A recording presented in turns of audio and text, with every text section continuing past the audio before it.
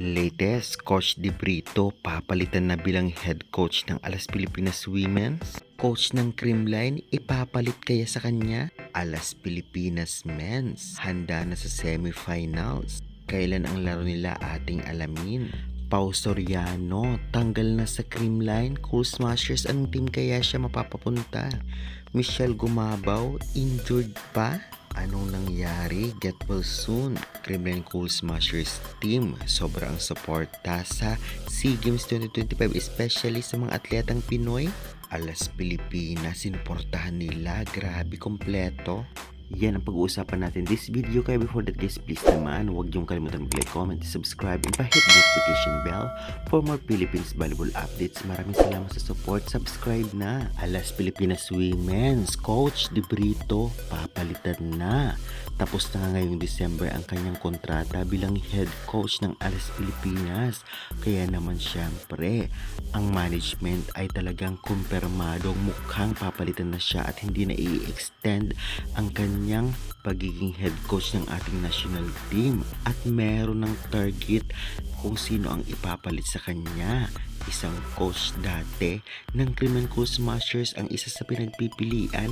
Ito ay isang post mismo ng One Sports, ang legit sources ng sports dito sa Pilipinas. Narito ang kanilang post.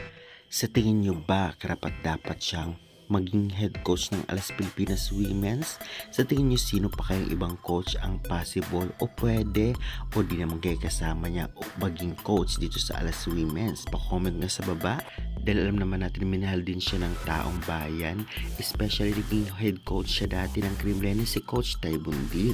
Samantalang nakilala na nga natin ang top 4 teams na pasok sa semifinal sa men's volleyball, kung saan isa na dito ang Alas Pilipinas, Vietnam, Thailand at Indonesia.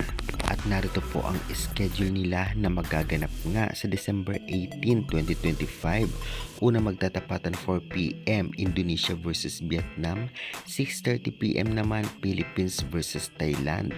Samantalang full support naman hindi lamang sa Alas Pilipinas ang Creamline team, dahil nag-support din sila sa iba't ibang sports na kinabibilangan ng Pinoy athletes na talaga namang syempre andyan sila para suportahan at talaga namang ipagdasal ang mga Pinoy atleta na naglalaro sa Thailand. Kaya enjoy lamang Creamline Cool Smashers. Samantalang MG trending, injured kaya? Ito nga ay latest post kung saan mukhang injured itong si MG na kailangan magpagaling. Get well soon, Michelle Gumabaw. Samantalang nagpaalam na nga si Pau Soriano sa Creamline. Medyo tumagal din siya sa Creamline at minahal din siya ng taong bayan. At hindi lang yan, kaabang-abang din kung saan siyang team mapupunta. Sa tingin nyo guys, anong team siya mapupunta? Pa-comment and pa-subscribe na lang. Maraming salamat.